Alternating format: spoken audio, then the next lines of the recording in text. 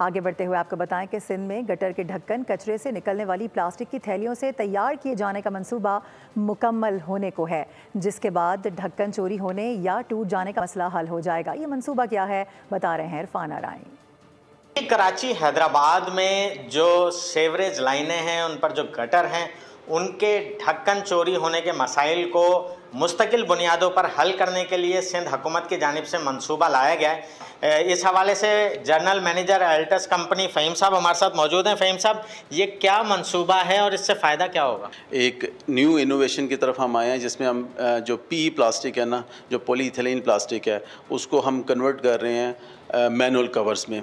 Basically हम जिसको कहते हैं एक तीर से दो शिकार करना। एक तो आपका कचरे का भी इशू जो है, वो जो कैंसर है पूरे आपकी एनवायरनमेंट के लिए, पॉलीथीन बैग जिसको कोई भी अभी, क्योंकि उसकी रिसाइकलेबल वो वैल्यू नहीं है, रीयूजेबल वैल्यू नहीं है, तो हम उसी की मदद से उसमें थोड़ा सा एडिटिव हम सिलिका का कंटेंट डाल के, सैंड का मिक्सचर करके। बहुत शुक्रिया।